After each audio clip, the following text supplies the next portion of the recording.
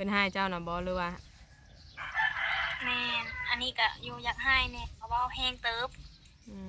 มตนเพิ่นเว้าอ่ะกูสิบ่เอิ้นมึงลูกบ่ได้เพิ่นเว้าแนวนั้นพุ่นแหละโอ้รุ่นแบบว่าตัดขาดกันเลยบ่แบบนี้แม่สาแม่พี่น้องคำที่น้องอยากให้แฮงกับตัวคำตัวที่เพิ่นเว้าลงคลิปสาวมุกน้องก็เห็นเพิ่นว่าสิให้อภัยให้โอกาสแล้วน้องค่ะน้องก็เลยว่าอ้าวให้อภัยโอกาสนั่นคือว่าทุกสิ่งทุกอย่างคือว่าตัวเองเฮ็ดเบิดซั่นคือว่าสิให้โอกาสเรานี่หั่นนะเออนายเพิ่นว่าให้โอกาสพ่อจ้อยแนวนี้หั่นนะถ้าบ่มีหน้าที่พ่อจ้อยแล้วให้โอกาสเพิ่นแม่หั่นแหละเพราะว่าพอจ้อยเราบ่ได้ผิดหยังเนาะคำบ่เปลี่ยนน่ะเจ้าได้เปลี่ยนเพราะว่าเจ้ากินเหล้าสูบยาเนาะจุเฮ็ดอันนั้นเฮ็ดบ่ดีแบบผัวไปขายเครื่องตัวเองไปหลอกกินเหล้าอยู่ในคิวรถแม่นบ่อืมเราแลเปลี่ยนกับรูปแบบกับที่คำที่น้องบ่มักแฮงกับคำที่เราว่าเราขอทื่นนั่นนะน้องบ่อยากให้เว้าแบบนั้นแบบเว้าง่ายๆคือคนบ่มีปัญญาหาทื่นตัวเองนี่แหละเสร็จมาตอนแรงเมื่อวานนี้เพิ่นว่าแต่เอ้ยว่าบ่ต้องเป็นห่วงพอดอกคันแม่นว่าพอรู้แบบพอพังเบิ่งก่อนจักทิศนึงคันแม่นว่าเราบ่ปรับปรุงตัวเองแล้วก็พ่อก็สิมื้อเราอันนี้บ่แม่นว่าน้องว่าได้จักน้องสิเอิ้นแม่หรือบ่แม่ขนาดเว้าใส่ปานนั้นเลยหั่นนะอืมครับรูปแบบเว้าง่ายคือสิบ่นับถือเป็นลูกเป็นหยังนี่แหละอืมคือคำเว้าเพิ่นเว้าตัดเลยเนาะกันเจ้าสิกลับไปเอิ้นเพิ่นแม่คือเก่าเจ้าก็บ่กล้าเว้าแบบนี้บ่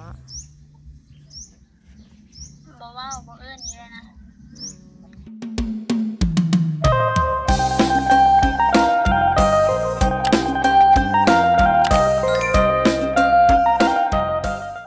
ตั้ง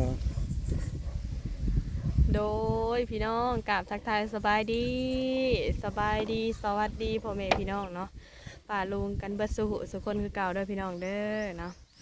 มื้อนี้ทางสาวมุกดากะบ่ได้ไปทำคลิปข้างนอกเนาะพี่น้องเนาะมื้อนี้เนาะกะมื้อนี้กะสิมาถ่ายทำหรือว่าโทรหาน้องแต่เนาะพอ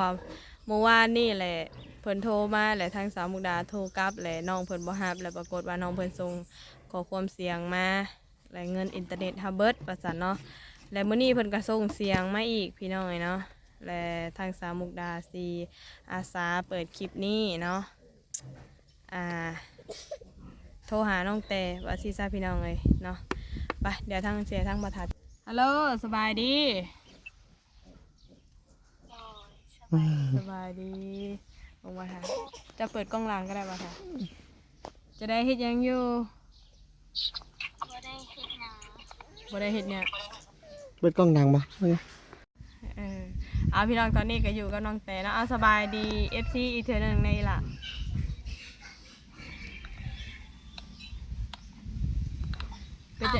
เอาลูกนอนบ่อันน่ะเอาลูกนอนเบื้องหนึ่งก่อยลูกเบื้องหนึ่งจับกล้องให้เมียทางบ่าวทาเพิ่นกันสุดชีวิตนะใช่ไปทางใดน้องบอยไปทางใดล่ะลงหนองไปหาป่าตึกแหบ่โอ้ตึกแหปลาก้อยปลาบ่โอ้ยยังบ่ได้ น้องไผน้องเจ้าของเองฮะลงหนองปู่โอ้น้องปูไปกับปู่เลยจะได้กินข้าวแล้วกินแล้วเป็นจะได้เรื่องข่าวพอได้โทรหาเพิ่นอยู่บ่อยล่ะเมื่อวานนี่เจ้าโทรมาเลยโทรกลับบ่เห็นจะหับเลยโทรติดต่อบ่ได้เลยนิดเบิร์ดมื้อนี้ก็ได้เสื้ออยู่บ่มีนิดเด้เสื้อเมา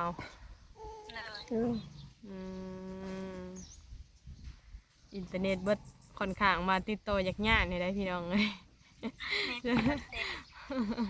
ติดต่อยากๆเนี่ยทางน้องแต่เฮาเมื่อวานนี่ก็รอเพิ่นโทรมาผัดอยู่ในหิมทางเนาะบ่ค่อยได้ยินปานใดแล้วตอนนี้อยู่ไสซะอยู่เล่าหมูอีหล่ะลงมาเฝ้าหมูเฝ้ามัดอยู่ลุมพี่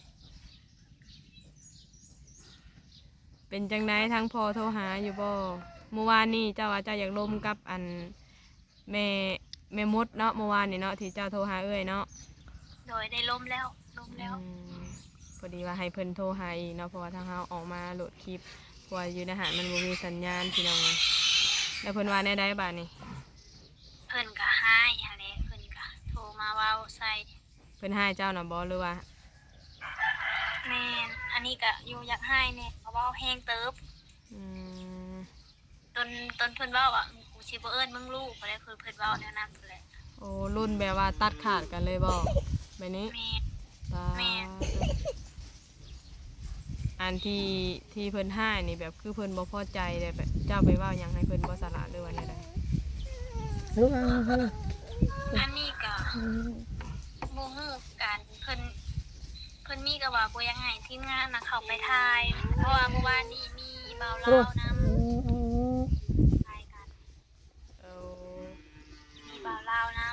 แล้วก็เพิ่นเว้าว่าบ่อยังให้ทีมงานเบาบอสน่ะเข้าไปถ่ายแล้วทางเราก็เลยเว้าว่าถ้าแม่นว่าบ่อยังให้เพิ่นเข้าไปถ่ายเป็นหยังคือบ่โทรบอกเพิ่นว่าบ่อยากให้ถ่ายคลิปเด้อแนวนั้นแนวนี้หั้น อื นะ มก็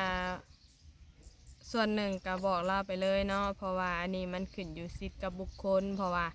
ถ้าว่าเราเต็มใจทายเฮาก็จะมีสิทธิ์ทายได้เนาะ แม่น ถ้าว่าเราบ่อยากถ่ายเฮาก็บังคับเรามาถ่ายบ่ได้เนาะเพราะว่าอันนี้มันขึ้นอยู่กับความสมัครใจหรือว่าเต็มใจทั้งผู้ให้สัมภาษณ์อะไรเนาะพี่น้องเนาะ แม่น มันแบบมาง่ายๆคือมันเป็นสิทธิ์ของเราอยู่แล้ว แม่นเพราะว่าคือที่ผ่านมาน่ะเห็นบ่ที่อันตอนที่อีหล่าไปอันโรงหมอน่ะเนาะที่เจ้าไปโรงหมอน่ะตอนนั้นคือเราบ่ให้ถ่ายก็บ่มีไผที่ว่าไปถ่ายเราได้เนาะเนี่ยมันขึ้นอยู่กับสิทธิ์ของเราแต่อันนี้ค่ะเราก็อันนี้ก็เป็นหยังคือบ่เว้าหั่นนะ แล้วผัดเต็มใจให้ถ่ายเนี่ยมีผัดไปว่าแนวนั้น เพราะว่าเราก็จะได้แบบถ่ายแต่อยากให้มันได้มีการช่วยเหลือหรือบ่หรือว่าแนวใด เพราะว่ามื้อนั้นก็ที่เอ้ยเขาไปถ่ายเจ้าก็สิได้เบิ่งคลิปอยู่บ่หรือว่าแนวใดเนาะเพราะว่าเราว่าเอ้ยก็เสียเวลาเป็นชั่วโมง2ชั่วโมงเนาะมานั่งถ่าทำคลิปอีหยังนี่บัดการสิว่าการแบบเงินมาลงทุนอีหยังก็คือแบบบ่ได้เต็มเม็ดเต็มหน่วยหั่นนะความหมายเราว่าแต่ว่าก็เสียเวลาไปอีกเด้เราว่าบัดนี้สิถามว่าค่อยไปเฮ็ดนั่นเฮ็ดนี่ผัดก็สิเอาเงินมาจะใช้ไปเฮ็ดเราว่าเพราะว่าแต่ละมื้อมานั่งสัมภาษณ์อยู่จังซี่เราว่าเอ้าก็เลยว่า โบแมนเราเมาเหล้าบ่มือโทรหาเบาเวียงนะ จักสิแม่นเมาหยังตาเพี้ยนๆอยู่นั่นแหละที่แรกถ่ายคลิปหนึงเนาะแล้วบัดนี้หัดต่อยาวน่ะพอดีฮอด40นาทีแล้วก็เลยมาตัดเป็น2คลิปแล้วตอนนั้นกำลังสิกลับกับนวลแล้วบัดนี้เราลงมาแล้วบัดนี้เราบัดดึงเวลาสู้ไว้เราว่าอันขอสู้เจ้าไปอันทำคลิปได้บ่อันนั้นกับฮักเราหั่นนะพี่น้องเนาะทุกคนอาจจะฮู้แต่ว่าสาวมุกดาลงส่องมุกดาวันเซโนเนาะสาวลาวเซโนน่ะส่องเก่าเบาทานะเราให้ไปถ่าย ก็ได้ หัน เบิ่งคลิปนั่นก็ได้ติดตามแล้วตรงนั้นก็ แล้วบัดนี้พอไปถ่ายแล้วได้บัดนี้ไปถ่ายแล้วช่วยก็ออกมานั่งตัดคลิปตัดหยังเนาะอันนี้ช่วยว่าสิออกเมื่อแล้วก็มาลบมาแอนน้ำหั่นนะก็เลยว่าเอ้าบ่ได้ไปเวียกบ่ว่ามื้อแล้วเราว่ามื้อนี้คือสิบ่ได้ไปดอกเพราะว่าเลาะแถวนี้กับบ่นั่นแหละเรามีแต่ว่าอันนี้แหละก็เลยบอกว่าอ้าวยันว่ามานั่งน้ำยันว่าเสียเวลาอีกเด้ว่ะเพราะว่าอันนี้เฮาให้อิสระเจ้าได้เด้นี่ว่ะ ก็เคยกินเหล้าบ่สถานน้องแต่เคยอยู่กับเราเคยเห็นอยู่ กิ บ่ นเหล้าอยู่ว่าสาวน้องแต่ เคยเห็นอยู่บ่เรากินเหล้า เคยอยู่ตั้งแต่ตอนคบกันกับพ่อ โอ้เคยอยู่ได้พี่น้อง มื้อนี้น้องก็เบิ่งคลิปเพิ่นเมา ยังเมาอยู่บ่ เพราะว่าบ่แม่นว่าเมาย้อนกินเองเพราะว่าพ่อน่ะให้กิน เพราะว่าเรารำคาญที่มีจักเราให้กินแล้วอะ โอ้ เพราะว่าทีมงานเขาบ่เวียงเขาไปเดยันแบบยามมันวุ่นวายนะนี่บ่จักตามคิดพอนะ อืม มีแต่อันนั้นมันสิทธิ์ขึ้นอยู่กับเฮาแล้วล่ะเนาะ อืมก็มีแต่ว่าคุยกับพ่อหั่นแหละล่ะเจ้าก็แบบแบบสิว่าแบบสติเตือนใจเพิ่นนำหั่นแหละเนาะนั่นนี่ก็ หากได้ยินทางพ่อเว้านะให้โอกาสอีกทิศหนึงถ้าแม่นว่าบ่เลิกกินเหล้าแล้วเพิ่นสิไป เอา พ่อว่าสิไป บอก คื พ่ อ อนะบ่เมื่อวานนี่ ซุมเอื้อยกะอันนั้นอยู่ถามแน่เนาะอันไปกะโทรหาแบบตกใจเลยนะเมื่อวานนี่นะเลยบอ่าให้เจ้าฟ้าวเข้ามาเด้อว่าสันเพราะว่าตอนนี้ข่อยสิได้แยกย้ายแล้วว่าสันฮะแยกย้ายไปทางใดเนาะวันนี้ก็เลยว่าสิย้ายถิ่นย้ายฐานย้ายบ้านเกิดเมืองนอนไปทางอื่นบ่ตัวว่า น้องก็อยากให้เรื่องรูปแบบเพิ่นว่าโทรมาบอกน้องว่าฮัลโหลลูกแม่นี่สิได้เลิกลากันกับพ่อจะได้จังซั่นจังซี่เลยผัดมาขอคืนดีแล้วนะโอ้ยลูกโอ้ยน้องหืนตัวนั้นแหละหืนแห้งที่สุด อืมแบบว่าทั้งที่เราเป็นคนเว้าเองเนาะแต่ว่าเราผัดเป็นคนขอโอกาสคืนหั่นนะพี่น้องเลยเนาะบัดพอจอยเราสิไปอีหลีผัดตื้อเราไว้ คำที่น้องอยากให้แห้งกับตุดคำตุดที่เพิ่นว่าลงคลิปสาวมุกน้องก็เห็นเพิ่นว่าสิให้อภัยให้โอกาสแล้วน้องค่ะน้องก็เลยว่าให้อภัยโอกาสนั่นคือว่าทุกสิ่งทุกอย่างคือว่าตัวเองเฮ็ดเบิดนั่นคือว่าสิให้โอกาสเรานี่หั่นนะ เออ นายเพิ่นว่าสิให้โอกาสพ่อจ้อยนี่หั่นนะถ้าบ่มีหน้าที่พ่อจ้อยแล้วให้โอกาสเพิ่น แม่หั่นแหล้วเพราะว่าพอจอยเราบ่ได้ผิดหยังเนาะเพราะว่าเรากลับไปค้าเราปกติอันนั้นมันก็คือว่าหั่นแหละพอค้ามือใหม่เนาะเพราะว่าเฮาก็ยังบ่ กับ สำนานหรือว่ายังบ่คล่องแคล่วในเรื่องการขายแบบนี้เฮาก็มันก็บ่ฮู้ดอกเนาะว่าเฮาไปมันแบบเฮาสิได้ขายซำใดมันสิเบิดบ่นู่นนี่นั่นมันก็ต้องเสี่ยงหั่นแหละเพราะว่าการลงทุนการค้าการขายมันเสี่ยงอยู่แล้ว แต่อันนี้ผัดเราอยากให้เลยแบบบ่เปิดโอกาสให้พอจอยเว้าเลยนะนำใช่อย่างเดียวเลยนะ บอกง่ายๆคือมันก็บ่คือได้คนที่แบบอยู่ในในเมืองที่แบบเคยขาย แม่ มันขายนี่ประจำเนาะที่ว่าอาชีพเขาเลยเนาะ แม่ อันนี้บอกง่ายๆแบบ เราก็แบบจับจูดเนาะ แม่นจับจูดแบบพอจอยแล้วสิเป็นคนบ่ปากแน่แล้วก็บ่ค่อยแบบว่าพังนี่แบบเป็นคนที่ว่าบ่แบบการเว้านี่ก็บ่ปานใดหันนะบ่ค่อยนั่นปานใดแล้วบ่ค่อยปากค่อยเว้าบ่ค่อยสร้างถามปานใดทางพอจอยนี่ก็เข้าใจแล้วอยู่ตัวนี้ก็เบิ่งนี่แต่ว่าอาชีพนี่ก็อาจจะเป็นแบบเราก็คือสิบ่ถนัดแต่ว่าเราอาจจะไปตามเมียเราหั่นแหละ ครั้งแรกได้นี่เคยเห็นแล้ว ค่ะ เป็น เด้ ไง เราอ่ะเมื่อวานนี้ถามว่าคือในทำนองว่าคือแม่เจ้านี่ถ้าว่าสิตอนแรกๆเนาะตอนที่พิดกันเนาะถ้าว่าจีกับคบกับพ่อจ้อยคือนี่เพิ่นว่าอยากให้พ่อจ้อยนี่เปลี่ยนเพิ่นว่าเปลี่ยนนี่ก็เลยว่าเปลี่ยนแบบใด เปลี่ยน องเลยคิดแบบนี้ เออ น้องเลยว่าแบบนี้เปลี่ยนหยังมื้อนี้ก็น้องได้เว่ากับบอสแล้วเปลี่ยนหยังคำว่าเปลี่ยนน่ะเจ้าได้เปลี่ยนเพราะว่าเจ้ากินเหล้าสูบยาเนาะ จุ โอ้เฮ็ดอันนั้นเฮ็ดบ่ดีแบบผัวไปขายเครื่องตัวเองไปหลอกกินเหล้าอยู่ในคิวรถแม่นบ่ อืม เราแลกเปลี่ยนกับรูปแบบกับที่คำที่น้องบ่มักแฮงกับคำที่เราว่าเราขอทื่นนั่นนะน้องบ่อยากให้เราแบบนั้นแบบเว้าง่ายๆคือคนบ่มีปัญญาหาทื่นตัวเองนี่แหละ อืมมันก็คือว่าหั่นแหละแบบการคอนี่มันก็บ่อยากคักปานใดเนาะแต่ว่า มันก็แบบว่าเฮาก็ต้องลงมือเฮ็ดซะก่อนเนาะการขายแบบว่าพุ่มพวงนี่มันบ่จำกัดถึงขั้นว่าอันนี้แบบว่าเฮาไปขายแบบเว้าง่ายๆก็เฮาต้องลงทุนหน่อยหาหลายเนาะคันเฮาลงทุนแบบยังบ่ถึงล้านเฮาก็ยังขายบ่เบิดนะถ้าว่าเฮาไปลงทุนล้านแม่นอยู่ว่าของหลายมันเป็นแบบว่าหลายสิ่งหลายอย่างมันมีครบแต่ว่าไปขายมันสิเบิดบ่บัดนี้ต้องคิดตัวนี้คือจังลงทุนมื้อนั้นน่ะไปประมาณ500,000เนาะมื้อน่ะ400,000หรือ500,000ประมาณนี้แหละประมาณละของเต็มเอเล่อยู่ บอกง่ายๆแบบเฮาไปหากินแบบไปหาเฮ็ดน้ำมันกับมือมานมือบ่มานเนี่ยเนาะ แม่น ถ้ามันเบิดทุกมือก็มันก็รวยได้ ไปก็ปวดได้เนาะมันก็มือเบิดมือบ่อย่างเงี้ย ว่าอันนั้นนะคือซุมบ่าวนี่เนาะเลี้ยงหมูนี่เนาะคือแบบไอ้บัดมันเจ็บมันโซเฮาก็ลุกไปแบบนั้นอีกเนี่ยนี่หั่นนะ แม่นบ่คือจังเอื้อยนี่แหละนี่เอ้ยคันว่าเอ้ยลงหมูบ่ได้หลายโตเนาะยกตัวอย่างเนาะพี่น้องสาวมุกดาลงหมู7โตเนาะแม่พันธุ์เนาะซื้อโตละ15,000เอานับเอา7โตมันตกเท่าใดบัดนี้เลี้ยงไปจะว่าเบิดหัวอาหารเป็นเท่าใดกระสอบเนาะต่อโต จนสิพ่อได้ผสม มันสิฮอดผสมได้เด้พี่น้องมันสิยังประมาณเดือนนึงนี่ก็ได้ผสมแล้วเนาะเพราะว่าเป็นหมูสาวเริ่มเต็มโซดแล้วหั่นนะมาตุยบาดนี่ฮะ บัดนี้คิดเอา ตุยตัวนั่นไปบัดนี้ค่าอาหารอีกเด้บัดนี้ค่าซื้อไม้เลยตั้ง15,000มันก็ไปแบบนั้นมันก็เสี่ยง มันก็ลุกไป อืม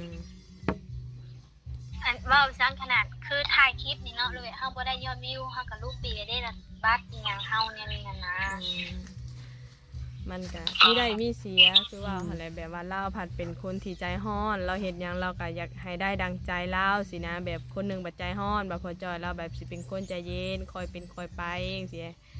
บัดเราผัดอีหยังก็อยากให้ได้ดังใจเราสินะ คือเราบอกนั้นนะแต่อีตัวนั้นที่เราว่าเขานำมันก็บ่นึงแต่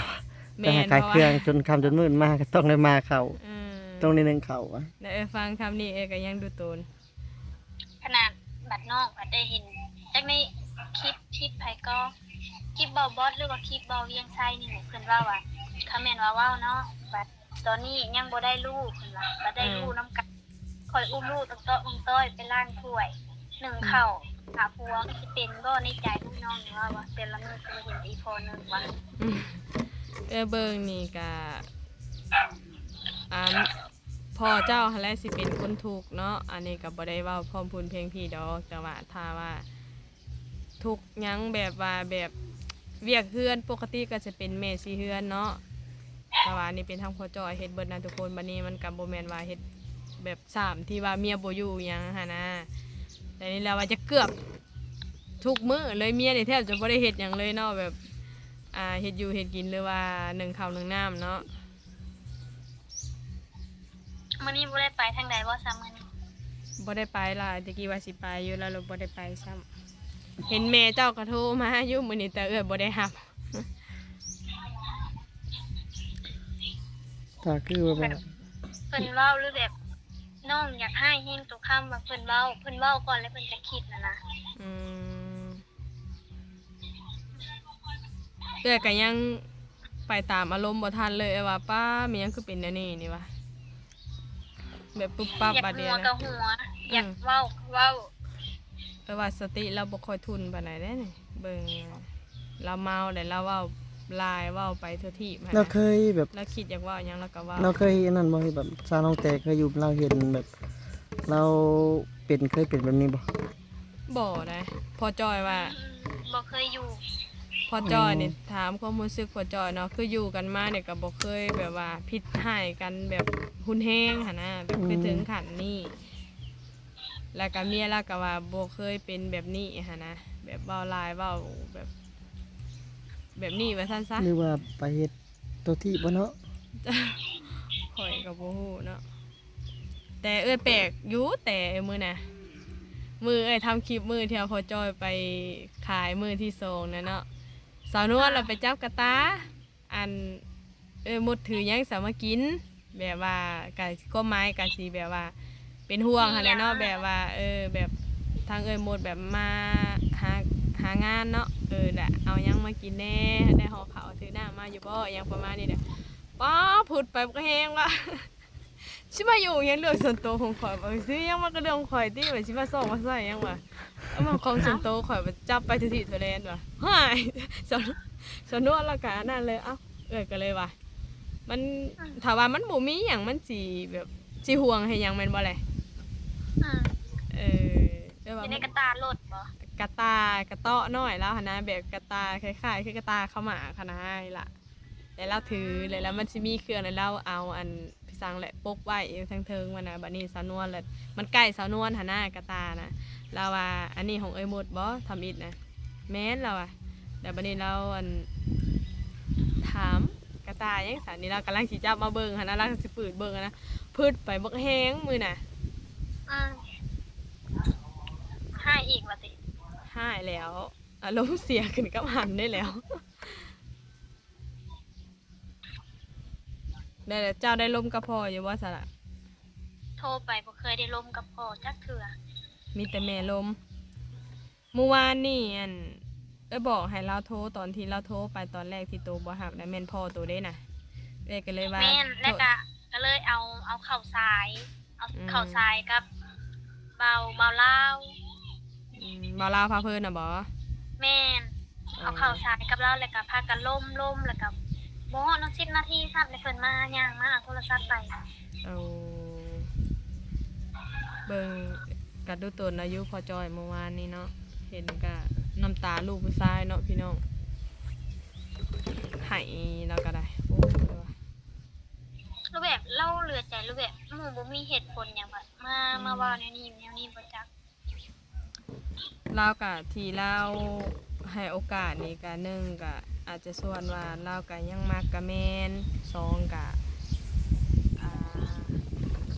คำผิดคำเว้าเนาะนู่นนี่นั่นก็อาจจะเคยเกิดกับเราครั้งแรกแล้วอะแล้วเราก็เลยลองให้โอกาสก่อนอีกสักครั้งหนึงเราก็บ่อยากตัดพูดบัดเดียวเราก็อยังหน่อยกับคนเคยทำมาหากินน้ำกันเคยเป็นผัวเป็นเมียกันเนาะไปมาหาอันนี้น้ำกันก็คือว่าอะไรมันก็ค่อนข้างว่าการตัดสินใจกะปุ๊บบัดเดียวกะคือสิยากอยู่กับ รูป ฟั แบ ง บรักกูทางไผยิงแบบบ่ได้คิดหยังอันนั้นเนาะ มีก็คิดอยากให้มันเจ้าบ่ได้แต่งบ่ได้ขอค่อยได้บ่ จักปีอันมาที่ว่าเราเอากันนะ ห้าก็ได้ปีปลายหนึ่งเนาะแต่ แม่น ปีปลายเนาะหายังบ่ได้ฮอด2 ปีชนะคือว่า ยัง เราเว้าให้พ่อจอยดีได้อเมื่อวานนี้เด้อโอ้คันข่อยป้าป้านี่เสื้อรถตาจอยค่ะว่าคันกลับมาอยู่นนสันน่ะลูกก็พอแต่ซ้ำนั่นแล้วว่าลูกก็ว่าเอาไปเอามาน้ำพ่วงไปที่มันให้สิเป็นบ้าว่ะว่าเนี่ยก็เลย มี ว่า กับตัวเองแหละ ก็เลยว่าโอ้ยกับโบนั่นตีลูกเมียถิ่มมาอยู่รวมตายสิปวงบ้าปวงว่าอันมันเป็นตีว่ะอย่าคิดในใจค่ะน่าเราบอนั่นพ่ออย่าคิดว่าคือสีอันเป็นผู้ว่าวนี่แหละหลายกว่าเบิ่งกับโบปันไดนะเขาบอกคำจาแล้ว ก็แบบว่าบ่ได้อยู่วังเก่า อืมว่าหนึ่งก็อาจจะเป็นแบบเราเมา เมาแหละเรือว่าวแบบเบาลายก็แม่นแล้วก็ว่าวแบบเสียแบบมาไปได้ปะแบบว่าวออกมาเบิดนะแบบแนวใดที่แบบมันอัดอะไรคือสีระบายออกมาเบิดเบิ่ง ขนาดตั้งแต่น้องรถตับเรายังกลับมาเว้าเบิด อืม ว่าบ่ให้เงินให้คำว่าจังซี่จะมาเทื่อๆจะเห็นบ่เรา อืม เห็นแต่พอมา อืม เพิ่นก็เลยถามเพิ่น ถามเพิ่นไปว่าเป็นหยังจะคือไปอยู่ของพุ่นยิงของพุ่นโยมแม่อยู่นี่ก็มีกับคนมาขายของขายเครื่อง สอง แม่ นา ก็ ที ยาก นะ อืม บัดนี้ผู้นี้ก็เลยว่า จังบ่ได้มือ มาเอาเงินนำเฮาก็ได้เฮาซื้อให้แนวนี้นะ อืม ลูกก็บ่เอาเงินเอาคำให้แม่ว่าจักสิเอาให้จังได๋แล้วผู้ลูกหั่นขานอนใส่เลือดอยู่ อืมเพิ่นเว้านะติ เพิ่นเลยว่าเอ้าบ่แม่นว่าเขาบ่มาซอยเจ้าลูกเอ้ยแม่นเจ้าอยากให้แม่เจ้าก็ให้อะไรเพิ่นว่าแนวนี้ อืม แต่ก็ผิดกันแฮงเรื่องแบบนี้เลยเมื่อวานนี่ก็ อืม เพิ่นตนตัดความสัมพันธ์ว่าบ่เอิ้นลูกคนใด ตัวจะว่านัก น้อง เต ก็ ะ ต้นให้ให้น้องก็ เจ้าหันไหนอืม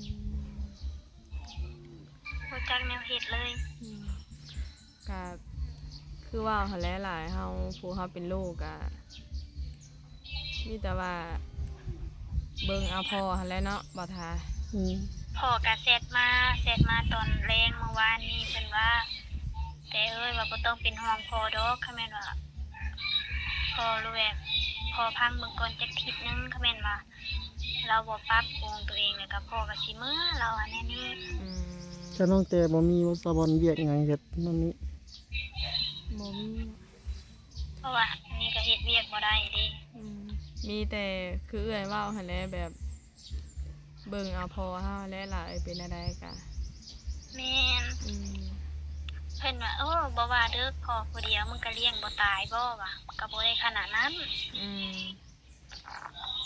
เบิ่งเอาพอเฮาหั้นแหละแต่ว่าเรื่องแบบครอบครัวของเพิ่นเนาะอันนี้ถ้าว่าเฮาสิแบบเว้าอันนั้นร้ายกะยันว่ามันแบบใจพ่อบัดยังมักเนาะอันนี้ก็มีแต่ว่ามีแต่ว่าค เคารพในการตัดสินใจเราหั่นแหละล่ะในเมื่อว่าเราเลือกแบบนี้ก็เบิ่งไปก่อนเนาะถ้าว่ากันคือว่ามันไปบ่ล้นทนบ่ได้ก็ขึ้นอยู่กับตัดสินใจแล้วเฮาก็เบิ่งเอาหั่นแหละพอเฮาเพราะว่าตอนนี้ก็เฮาแบบเฮาเว้าหลายก็เอาไปมาแล้วเพิ่นสิแบบสิผิดกันยอดหั้นนะเอาไปมาแล้วมันยังมโนมนาอยู่มีแต่ว่าเป็นกำลังใจให้เพิ่นนั่นแหละปลอบใจเพิ่นแล้วก็เว้าแบบแนวมันดีหั่นแหละเนาะ22บ่แม่นว่าน้องว่าได้จักน้องสิเอิ้นแม่หรือบ่แม่ขนาดเว้าใส่ปานนั้นเลยหั่นนะ อืมกับ คือแบบเว้าไงคือสิบ่นับถือเป็นลูกเป็นหยังนี่แหละ อืมคือคำเว่าเพิ่นเว้าตัดเลยเนาะกันเจ้าสีกลับไปเอิ้นเพิ่นแม่คือเก่าเจ้าก็บ่กล้าเว้าแบบนี้บ่ บ่เว้าบ่เอิ้นนี่เลยนะ อืม ถ้าแม่นเอาไปนี่ก็สิเว้ากันกับพ่อหั่นแหละ อืมแต่ต่างคนต่างตัด เพราะว่าเฮ็ดจังไดเพิ่นก็ว่าไปเว้าคือบ่ได้นับถือเฮาเป็นลูกอย่างนี้นะ อืม นี่ก็บ่กล้าเอ่ยปากเพิ่นว่าแม่แล้ว อืมบ่เป็นหยังหรอกหลายเนาะต่อพังไปจังใดก็คือไอ้เว้าหั่นแหละเฮาเบิ่งพ่อเฮาหั่นแหละเด้อจังใดเจ้าก็อย่าสุดไปป้าไปถิ่มเราได้อันทางตู้พ่อน่ะแม่นอยู่ว่าเรากลับคืนดีกับเมียใหม่เราก็ให้เบิ่งเอาให้ เนาะ พ่อเฮาก ลับคืนก็ดีใจนำหั่นนะก็บ่ได้แม่นว่าอยากให้ปานนั้นดอก เออ มื้อนี้เบาเวียงที่เข้าไปถ่าย 24เลย โอ้ กับเบาลาว อืม 24เขา เอออา คือ สัน FC เพิ่นว่าคันแม่นว่าป้ากันเลยเพิ่นสิซอยเพิ่นสิซอยเพิ่นสิเบิ่งนะ อืม ทางพ่อก็เลยว่าให้โอกาสอีกทีนึงก็แม่นว่ายังบ่เซาเหล้าเซาหยังเลยเราสิไปเราอ่ะ ก็ยังบ่ปรับเปลี่ยนตัวเองเนาะ แม่น อืมโอเคสายเดียวทั้งสาวมุกดาสีได้ปิดคลิปเพียงสนี้ก่อนเนาะพี่น้องเนาะถือว่าหลายนาทีพอสมควรแล้วก็มีแต่ว่าคือไอ้ว่าหั่นแหละเด้อแต่เด้อจังใดก็เบิ่งเอาพอหันได้หลายผู้เป็นพ่อเอาหั่นแหละแต่ว่าทางนั้นก็เฮากับเว้าก็คือเว้าหั่นแหละเนาะมันคันว่าพบพ่อกันก็ถามไทยคือเก่าหั่นแหละคันคือว่าย่านอันนั้นบัดเดียวสิว่าลูกเต้าบ่นับถืออีกจังน้อยพ่อก็สิหนักใจอีกหันนะ บ่รู้แบบย่านเว้าไปเลยบ่เว้านำนะ คำเพิ่นบ่เว้าแล้วก็จังว่าเพิ่นบ่เว้าหลาย นั่นแหละ แต่ว่านี่ค่ะเฮาก็อดเอาก่อนเฮ็ดจะได้บัดสิตามใจเฮาหลายผัดพอเฮาผัดยังแบบมักเพิ่นอยู่หั่นนะบัดว่าสมมุติว่า แม่น ในทางที่ว่าสมมุติเราไปผัดลูกเต้าบ่ปากบ่เว้าน้ำผัดจังหน่อยก็สิตำหนิพ่อเจ้าอีกเด้ว่าลูกเต้าทางนี้บ่นับถือหน้าถือตาเด้ น้องนับแปลกตั้งแต่มื้อนั้นพุ่นเพิ่นว่าอยากมาลิดน้ำแม่อยู่ห้องพักก็มาเด้อลูกเด้อนี่ห้องพักแม่ว่าให้เบิ่งคักให้ได้ อืม เอาแล้วในใจว่าพี่ตัวเด้เขาเราอ่ะ อืม เออเอาไม่ได้ว่าคือเอ้ยว่าหันเด้อล่ะเด้อ